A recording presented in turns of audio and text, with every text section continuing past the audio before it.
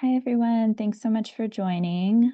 We'll give another minute or so for some more folks to join, and then we'll go ahead and get started.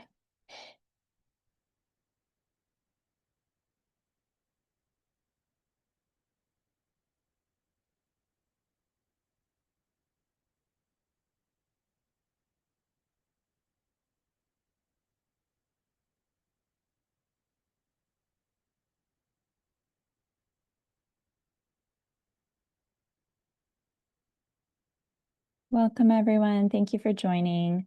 We'll give just one more minute for some more folks to trickle in, and then we'll begin. Thank you very much.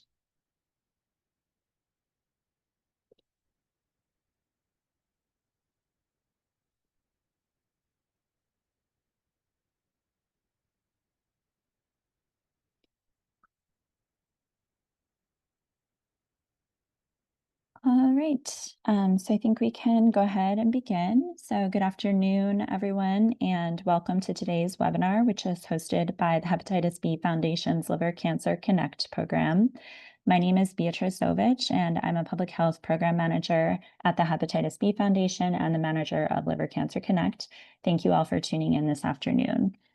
Today's webinar is focused on the work and research of Dr. Chrystelle Vilfranc, who has done extensive work in trying to connect the worlds of academic research and impacted communities, which can present a unique and interesting challenge. As we approach World Hepatitis Day later this month, with the knowledge that hepatitis B presents one of the greatest risks for liver cancer, we will have an opportunity today to hear from Dr. Vilfranc, who will speak about her work and its impacts for closing health disparities and improving health outcomes using an interview format this afternoon. We are looking forward to a great conversation. Next slide, please. Thank you. So before we get started, I would just like to remind all participants that during today's webinar, all audience members are muted. We encourage you to use the chat feature to let us know who you are and where you're joining from. And if you have any technical challenges, please indicate your issue using the chat box and we will address it as soon as possible. At any time during the presentation, if you have questions, you can enter them into the Q&A box, and questions will be addressed by Dr. Vilfranc at the conclusion of the session. This session is also being recorded, and the recording will be shared with all registrants following the webinar.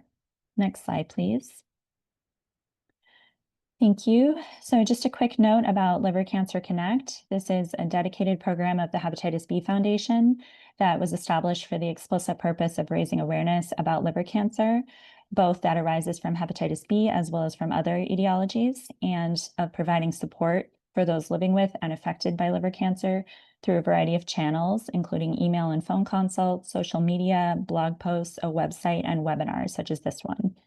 We also run liver cancer-focused events and lead liver cancer public health projects, including most recently the Learn the Link campaign, which uses the findings of 15 focus groups conducted with communities heavily impacted by hepatitis B to inform a culturally and linguistically relevant communications campaign, which highlights the connection between hepatitis B and liver cancer and encourages screening, and which is tailored to each of the different communities.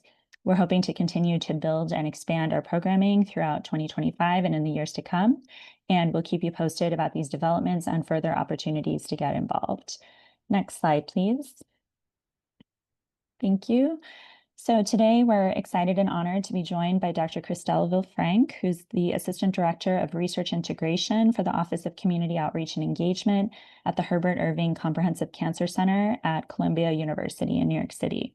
Dr. Vilfranc holds a PhD in cancer and cell biology, during which her research focused on studying a large protein named Bruce and its function in protecting the liver against injury and chronic diseases such as liver cancer.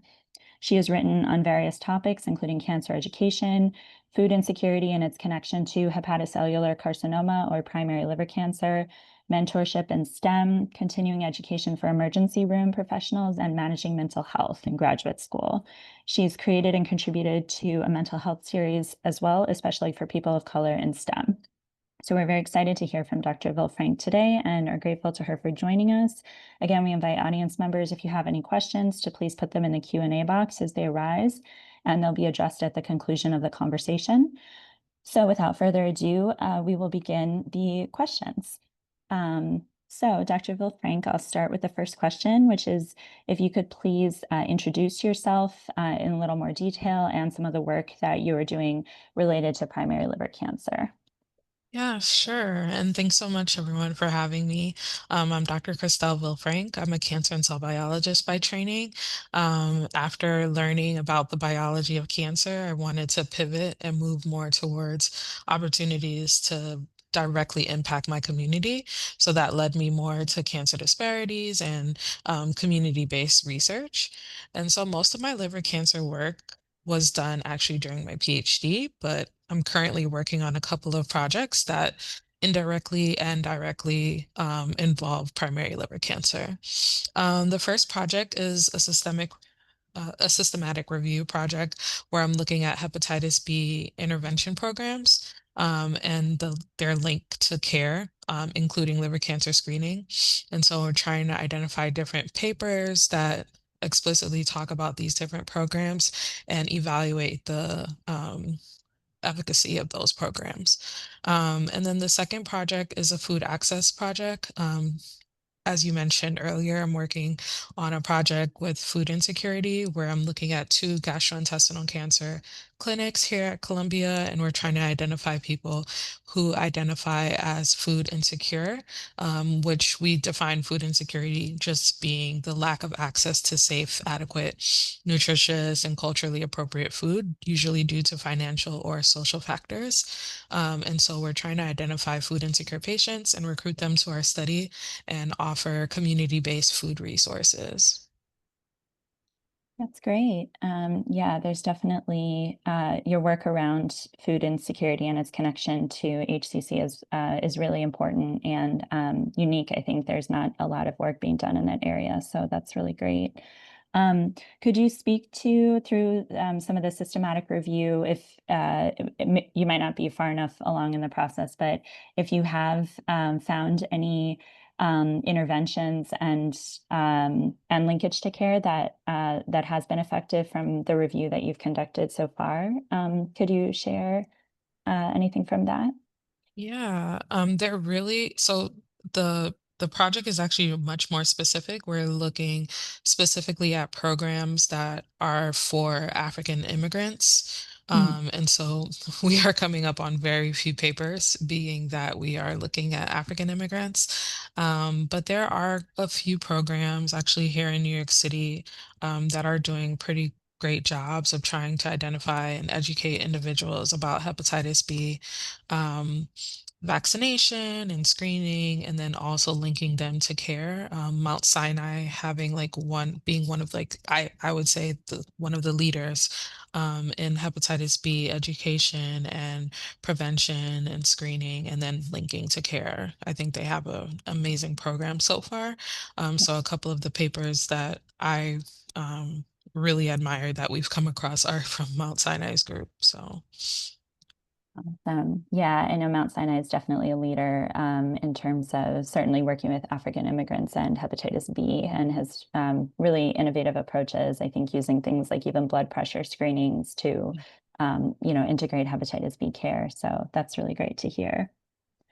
Um, Great. And then, so it's, I think becoming more and more well known that that there are significant racial and ethnic and socioeconomic disparities in terms of who tends to be most impacted by liver cancer. So if you wouldn't mind, could you highlight what you think some of the most profound disparities are and why you think these persist? Sure. And there are like a number of studies that highlight these different disparities in primary liver cancer, specifically most of them being hepatocellular carcinoma.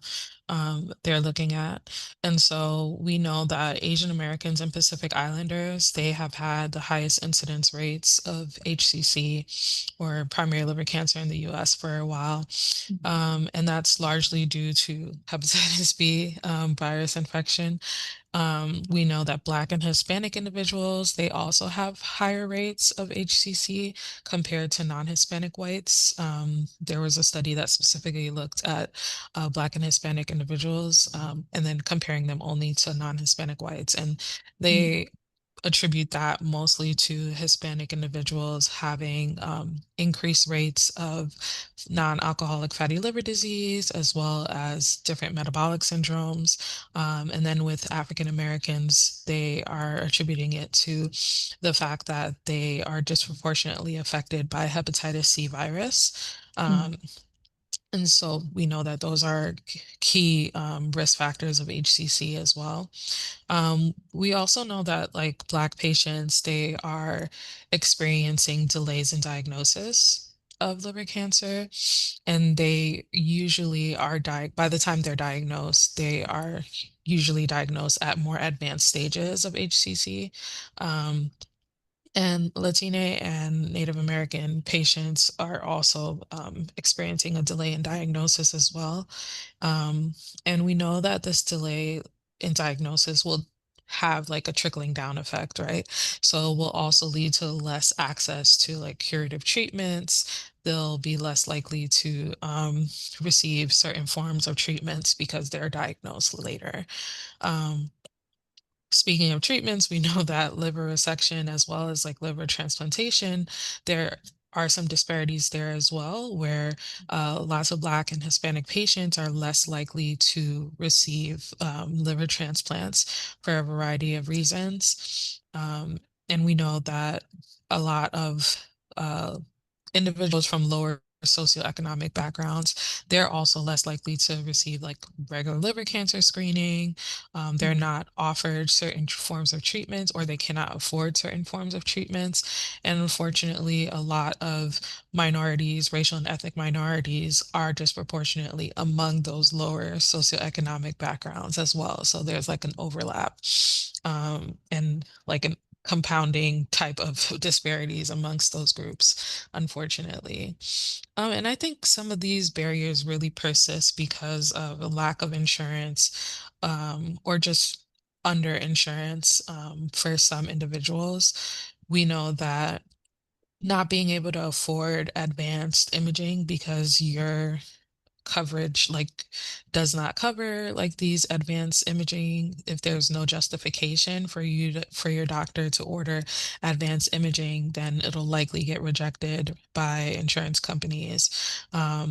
Or some people don't have insurance at all and can't afford to actually pay for these screenings, these expensive like imaging procedures. They're pretty expensive. And there's also like the limited education on liver cancer and liver cancer screening. Like a lot of people are not really aware of what to ask their doctor, and asking their doctor about risk factors that they may or may not have, asking their doctors to test them for those risk factors, and insisting on follow-ups, etc. So a lack mhm. of education, I think, definitely contributes to that persistence. And then also, there's other barriers like lack of transportation to appointments, or not being able to take time off to go to appointments, missing appointments. We know that in certain areas, especially like more geographic, like rural areas or underserved urban areas, they tend to have like fewer transplant centers, Mm. or fewer specialist providers as well. And I think one of the other things too is just really like the lack of knowledge about clinical trials, and having access to clinical trials is also a barrier. Yeah. Yeah, absolutely. Thank you so much for sharing all of that. It's such a kind of complicated web of so many different factors for sure. And the insurance is definitely big, as well as just kind of the very high cost of healthcare overall. You had mentioned a limited education that people have to kind of request testing from their doctors. I'm just curious if you see that also from the provider perspective, if that, because sometimes, the onus can kind of fall unfairly on patients to know about these things and to request them from their doctors. But if you have any thoughts on kind of the provider side as well, if that's an issue too. Yeah, it is. And there's some studies that I love that are highlighting the lack of knowledge or gaps in knowledge for providers. Having some providers not knowing the actual like risk factors of liver cancer or like up-to-date guidelines on the risk factors in screening is very important. And um, I've seen a couple of studies of like looking at whether or like asking doctors, like the doctors are the actual participants of the study, the research Mm. participants for this study, where they're asking them questions about their knowledge and how comfortable they may feel approaching patients about their different risk factors. Like, for instance, how comfortable do you feel about approaching your patient who has hepatitis B virus and insisting that they get coverage, not coverage, but screening for liver cancer and following up with them? How comfortable are you with approaching them about getting tested for viral hepatitis if you have an immigrant patient, where we know like a lot of the immigrant patients from Asia and Africa in particular, they are coming from countries that are less likely to have vaccine mandates. And so we see higher rates of like viral hepatitis amongst those groups. And we know that viral hepatitis is a key risk factor of liver cancer as well. And so there are a few studies that are looking at provider knowledge and wanting to find out about the knowledge that providers have for screening for liver cancer or for like risk factors or um, also like trying to figure out whether they feel comfortable, what their comfortability is like Mm. for approaching their patients. I think that's also important too. So yeah, I agree. Like the onus shouldn't only be on the patients. Yeah, absolutely. And it's great to hear that that research is being done and, trying to, because I'm sure the factors can be just as complicated from that side, as to why earlier detection isn't happening. So, that's really great to know that there's work being done in that area. Um, and then you had spoken a little bit about some of the work that you're doing to further examine the relationship between food insecurity and liver cancer. And so I think it's really great to shift the focus from some of the clinical to more social determinants of health, especially in the context of cancer, which you'd already touched on quite a bit in terms of the um, you know, myriad of overlapping factors that can lead to delays in diagnosis for so many different communities.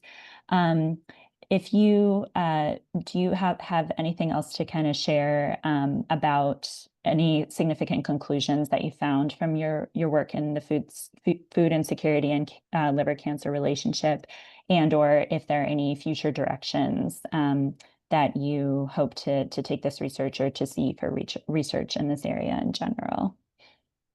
Yeah, and I wrote some down, so some of the results down just in case. I have really bad Awesome. memory.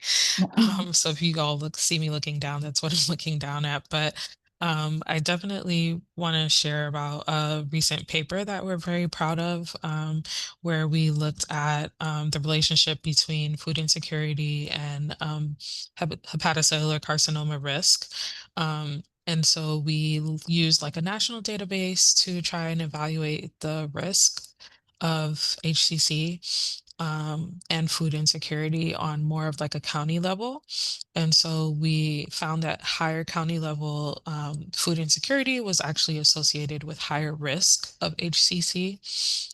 We also found that younger individuals, especially those that were under the age of 65, they faced a 15% higher risk of liver cancer compared to a 2% increased risk in individuals that were 65 and older.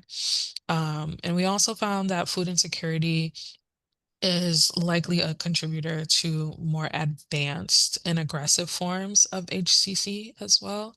Mhm. So more of the HCC that we find there are poorer outcomes for, we found that there's an association between those forms of HCC and food insecurity. Um, and the study, it just suggested that food insecurity is a likely contributor to the risk of liver cancer, especially among younger individuals. And so we think that it's going to be very important for us to focus policies and programs on addressing and trying to reduce food insecurity, to potentially lower cancer risk, especially among younger individuals. And since there are so many papers that are coming out now that are looking at the fact that so many more younger individuals are being diagnosed with cancer right now. And Mhm. so this could potentially be one way that we can help to address the cancer risk among younger individuals. That was something that was very surprising to see that more of the younger individuals had a higher risk of liver cancer.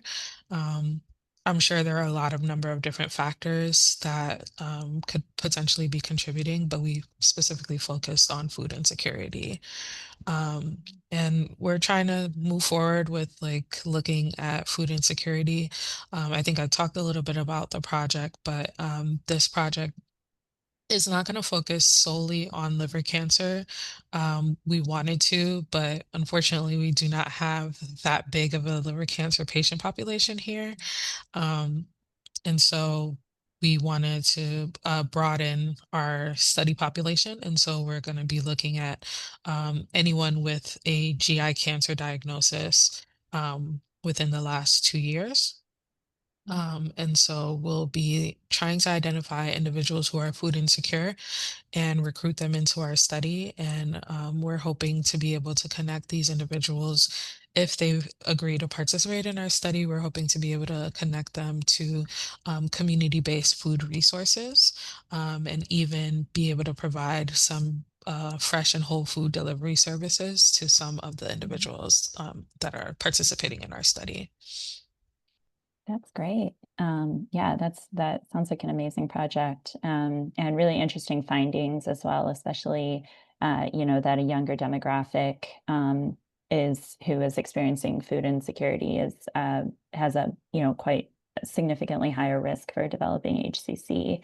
Um, were there any, just out of curiosity, any thoughts on whether, the food insecurity kind of goes hand in hand or is exacerbated by the other, many social factors that, can lead to HCC, or if it's, or if like any physical aspects of just malnutrition or not having enough to eat contribute to the onset of the disease, or if it's a combination, or yeah, or just if you have any thoughts on that at all. Yeah, I think that it might be a combination, but there aren't enough studies, unfortunately, that are, really teasing out that relationship. And Mhm. so that's why studies like ours are going to be very important for like continuing to demonstrate that relationship. There is a relationship between food and GI cancers, Yeah. but we know that. This is just it's an association, Mhm. but I'd love to see a lot more papers or just a lot more studies that are looking more into like some of these social factors and trying to actually build, demonstrate and tease out that relationship and what that looks like, creating more interventions to try and address some of these different social factors, seeing if we can alleviate some sense of the disease. Mhm. Um, by alleviating this barrier that they have or that they are experiencing. Um, it's a stretch, but I do feel that there's likely a combination. I think that not having access to like whole and fresh foods and having access to more foods that are less nutritious likely Mhm. contribute to some of the diseases that we see, especially like fatty liver disease, Mm. and other like metabolic diseases that we know increase the risk of liver cancer. Yeah, absolutely. Well, yes, is really cutting edge research, and hopefully a lot more work in this area will follow for sure. And I know that I think at least in the United States, fatty liver is starting to become close to hepatitis B, as one of the primary causes of hepatocellular carcinoma. So really important work for sure. Um, so shifting gears a little bit, you had touched on one of the reasons for delayed diagnosis in a lot of communities is a lack of access to clinical trials, and how connecting more folks to these types of research studies can potentially assuage that. One thing we know is that increasing diversity in clinical trials and in participation has been an ongoing challenge for almost as long as clinical trials have been happening, both inside and outside of the cancer space. Just wondering if you have any thoughts on effective strategies for improving this. Yeah. Definitely. I think w- it's one of the things that I'll probably say a lot is better education.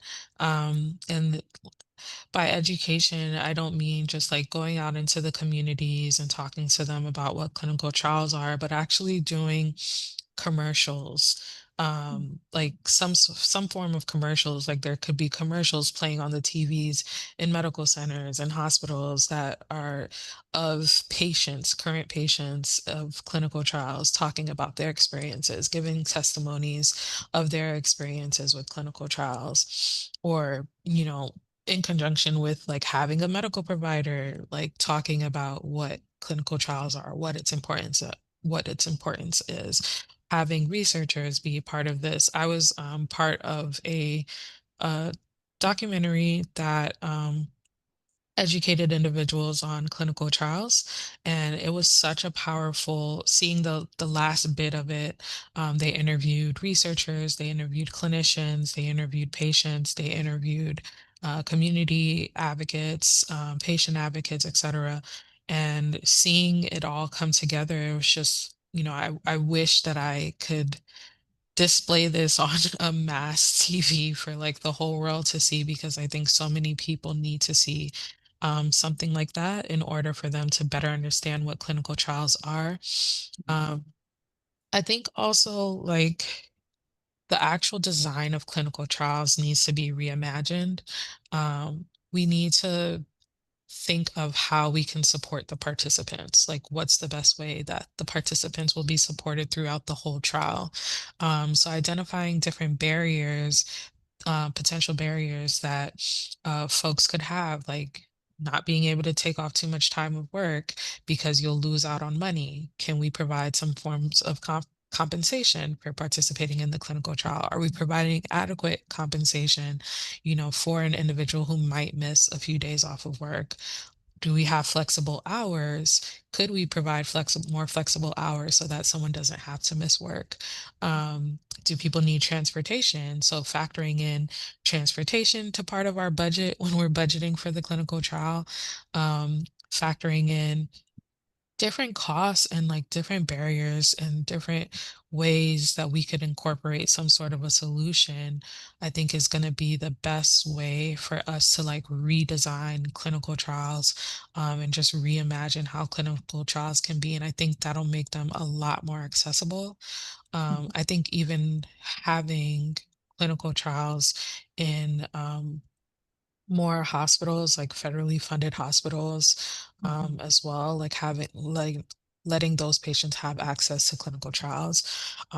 Sometimes that could look like partnerships between bigger institutions with these hospitals, these smaller hospitals, where you are a patient from this smaller hospital, but you're being seen, or the clinical trial is housed at this bigger institution. Doing more of those types of collaborations could potentially help with increasing access to clinical trials, I think. Yeah, absolutely. Those are a lot of, yeah, definitely better education and support, and collaboration is crucial for sure. Um, do you think that having maybe more people participate like in the design of the trials, like Yeah. in partnership with either pharmaceutical companies or academic researchers, would help or would? give more ownership and, perhaps pave a path that way. Yes, definitely. That's something that I also think would be a great idea. I think having more individuals, like community individuals that are part of the research design process, will help us to get better access to the communities that we need to reach, not just the communities that are available. And so I think that like bringing those individuals in on the research design process is so key. That's something that I advocate for in my position right now, and that's something that I'm actively working on is having connecting more researchers to community advocates and to community scientists. I'm part of like a community scientists training program where we train individuals of the community to learn about clinical trials, to learn about cancer. They learn about cancer biology, they learn about statistical methods. In a few, like 8 short weeks, they get like a crash course on things that they need to know about research.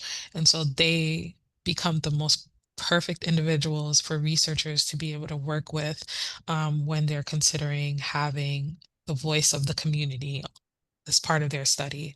And so connecting those individuals has been one of the highlights of my job, honestly. So, Yeah, that's incredible. I love that such a thing exists. So I think having emulating that model elsewhere would be fantastic. So glad to hear.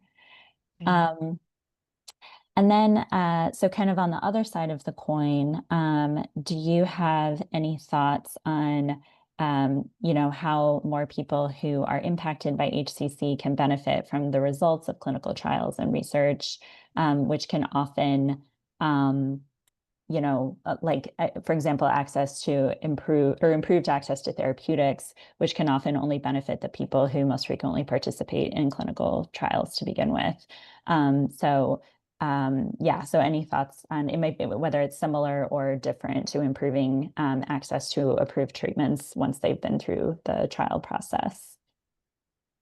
Yeah, I think that like most cancer treatments are like moving more into this direction of like personalized medicine or targeted Mm, therapies. And I think that there's plenty of room for more therapeutic research in primary liver cancer.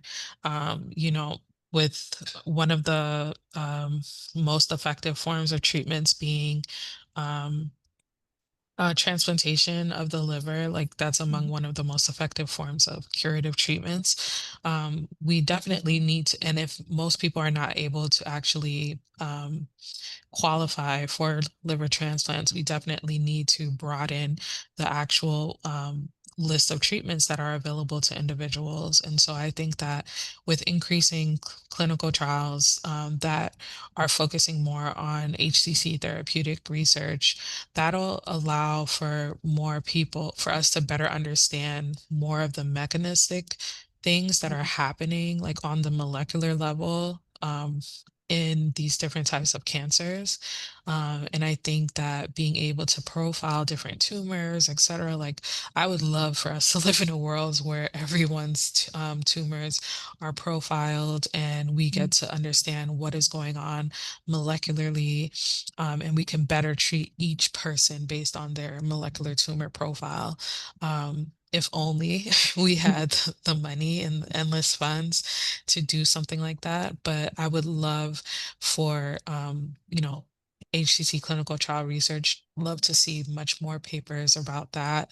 I would love to see much more therapeutic options being available, not just for those who have the access, but for those who do not usually have access as well.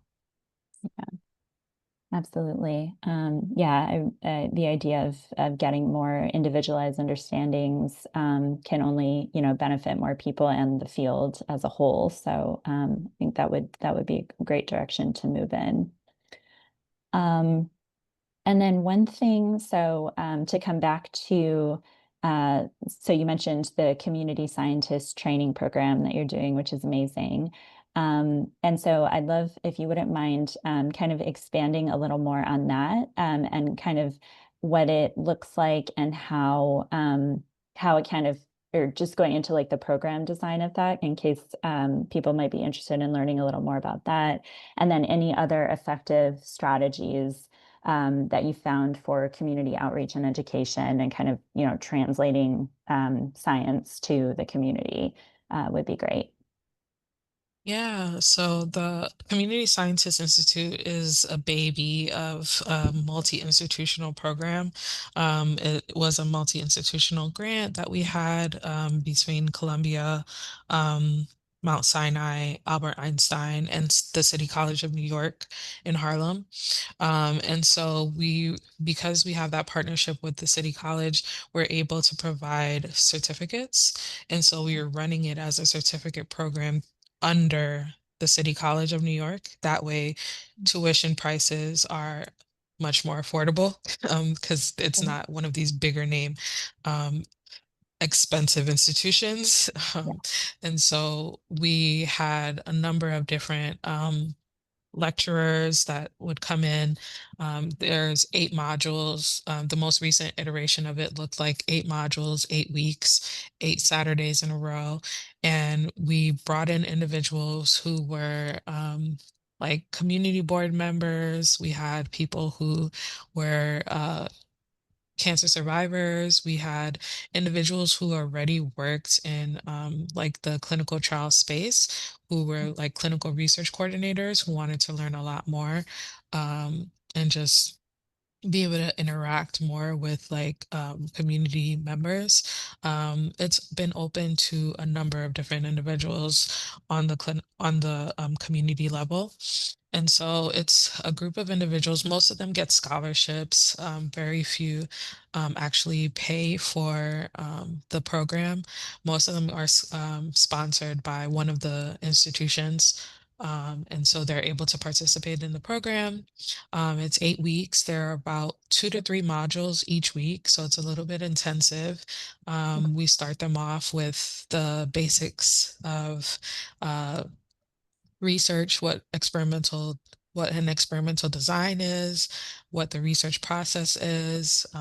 They learn about I taught the intro to cancer biology, so giving them very basic knowledge of what cancer biology is and learning about what cancer is. And of course, trying to repel a lot of myths that unfortunately a lot of people have about what cancer is Mm. and treatment of cancer. And so that's one of the reasons I really love this program is that we're able to do stuff like that.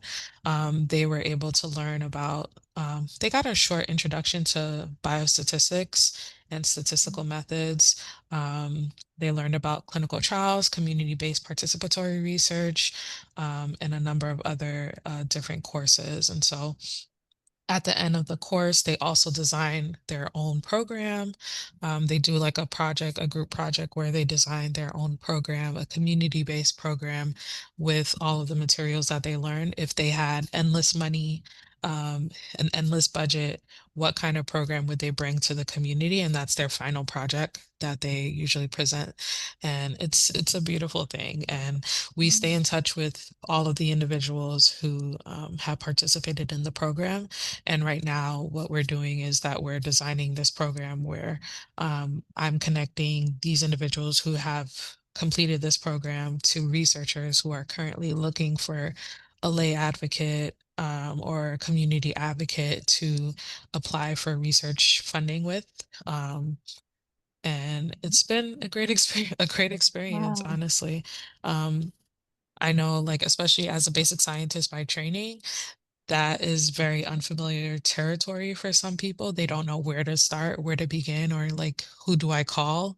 Like, Yeah. a lot more funding opportunities are requiring some people for researchers to actually apply with a community advocate or Mhm. a community scientist in mind, or having the input of the community in some way, shape, or form. And if I'm in the lab all day long, I wouldn't know where to begin to Yeah. find an individual like that. So It's been good to be able to be that liaison to connect them to these individuals. And I think I Yeah. forgot the second part of your question. I'm sorry. Oh no, that's okay. I just yeah, it kind of just folded into that. Just if what are some of the most effective strategies for community outreach and education? I think this, far and away covers that, but if you have anything else you wanted to add as well, but if not, that's fine. Yeah, I would say like building trust with the communities that you work in is so important. If they see individuals that they trust, trusting you, they're more likely, excuse me, and more open to actually, work with you and participate in things that you're willing to bring to their communities.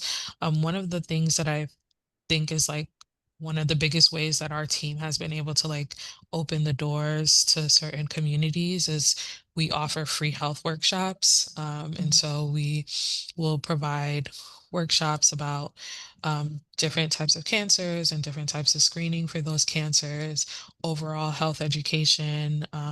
We have like a cancer risk reduction curriculum for like younger students, like high schoolers and like middle schoolers, etc. And so bringing those to like different communities and just being able to provide them with these free workshops, we start to foster a form of trust and start to build a relationship with these individuals. And then in turn, I think having like a more bi-directional we start to build this bi-directional type of relationship where it's like, if I need a community partner, if I'm looking for a neighborhood, I'm trying to identify right now we're launching this mobile lung van for lung cancer screening. And we're trying to identify what are the best neighborhoods that this van should go to. Mhm. And so we are calling on our community partners because they are our trusted sources. They are providing us with different events. They're telling us about different events that are happening in their communities. They're inviting us to different locations so that we can bring these vans to. And it's similar, like whenever we need them, we can call on them whenever they need us. We show up to their events, even if Mhm. it's like a birthday. We get invited to birthday events sometimes, like, and so it's really about building that trust and building and maintaining a good relationship with the community, I think is key. Yeah, 100%. That's yeah, very, very, very crucial for sure. Um, Great. And then we actually have two questions that came in from an audience member. I just wanted to, before I forget, just ask if you had published yet on the community scientist training program, or if that's something you're planning to do. Not yet. Yeah, we're in the middle of writing it up right now Okay, because cool. the multi-institutional grant is over, and so we're in the middle of writing up all of the different products of that grant. So Okay, hopefully it'll be out soon. Hopefully it'll get published before the summer's over. great. I look forward to seeing it.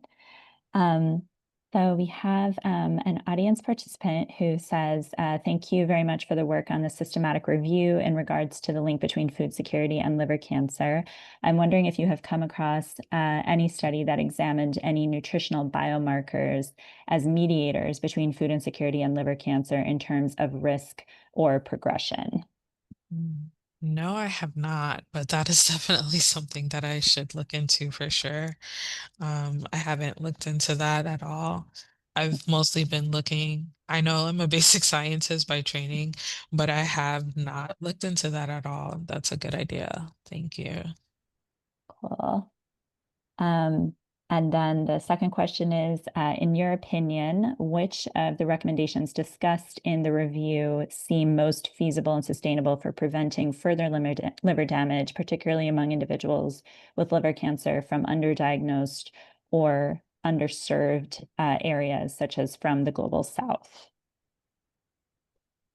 The food insecurity paper? Yeah, I think so. From the also from the systematic review.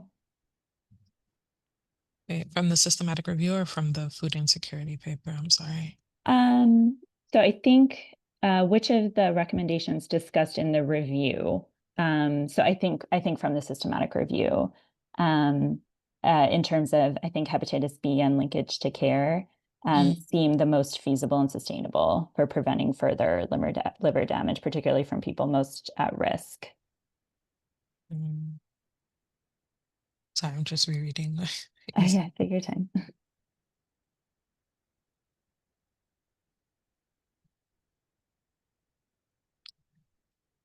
So, the systematic review is still like underway. So I'm not sure if it's about the systematic review or the food insecurity project, but if it's the systematic review, I'm still going through and we're still combing through some of the literature to try and identify different papers.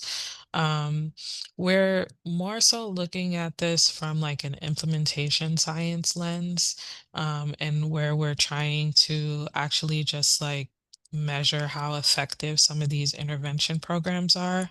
And so we are trying to look at, um, we're we're running out of papers because a lot of the papers do not meet like our criteria, where we're looking for papers that specifically have efforts that are targeting African immigrants. And so a lot of papers, unfortunately, do not include African immigrants in their populations for these intervention programs.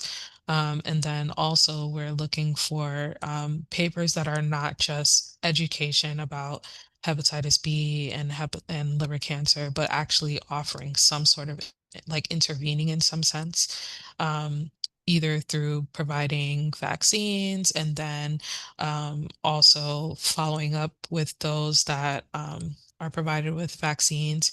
Um, Following those individuals, also testing individuals and following up with those that test positive and referring them to liver cancer screening or other forms of care. Like we're looking for those types of like intervention programs and we're kind of falling short. And you asked if I think it's feasible.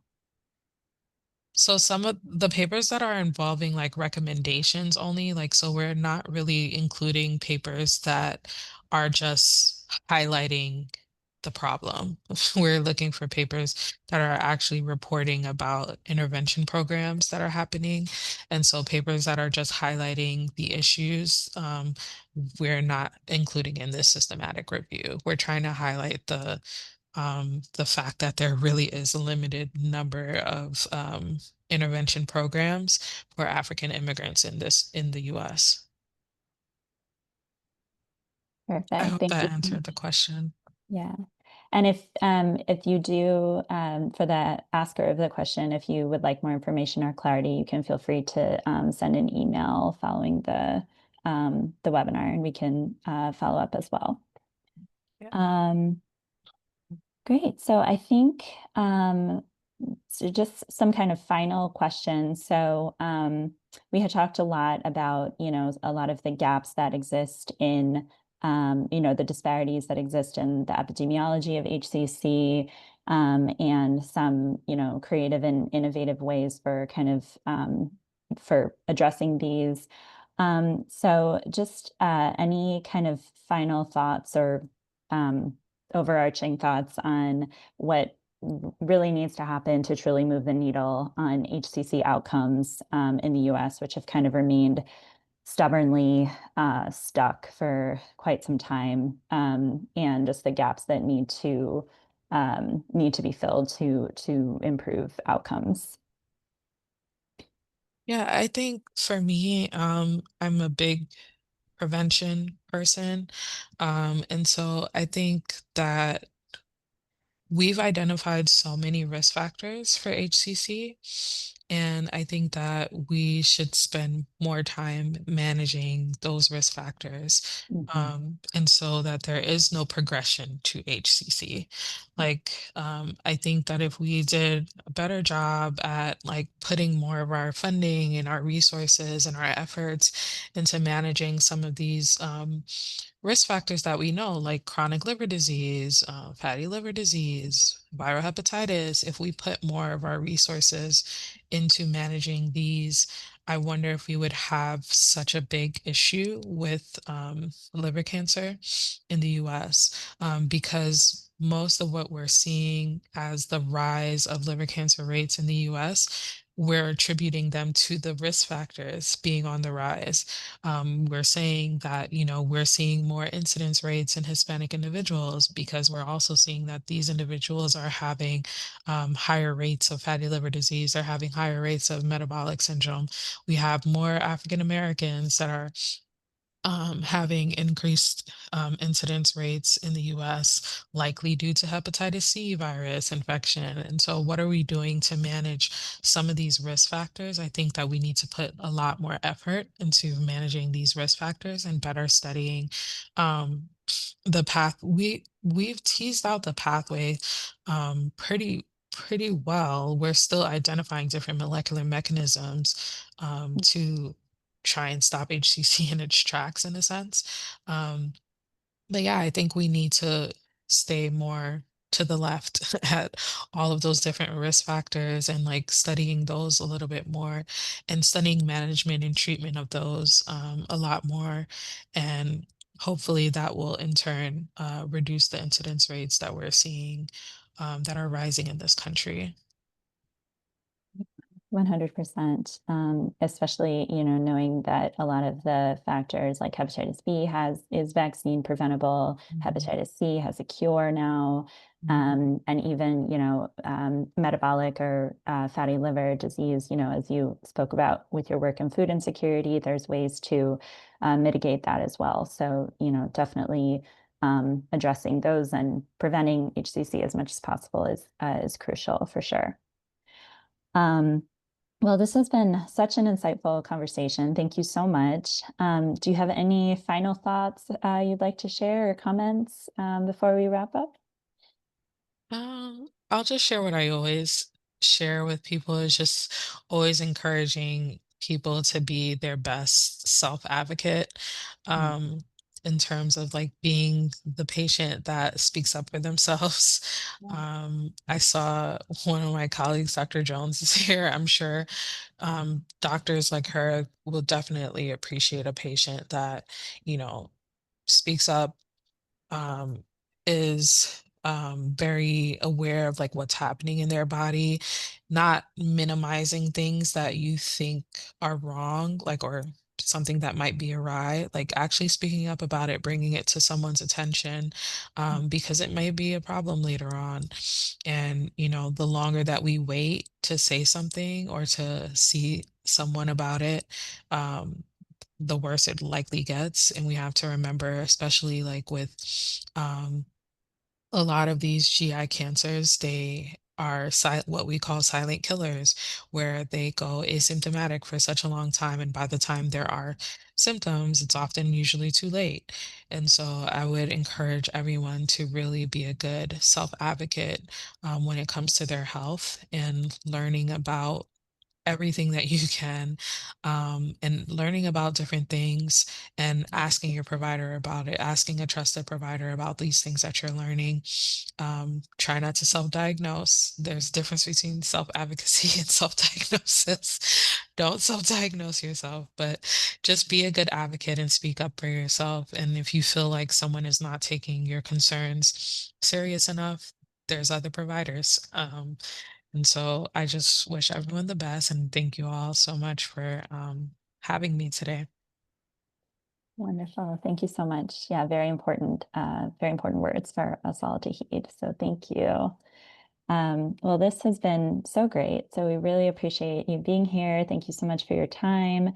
And thank you also to everyone for participating in today's webinar.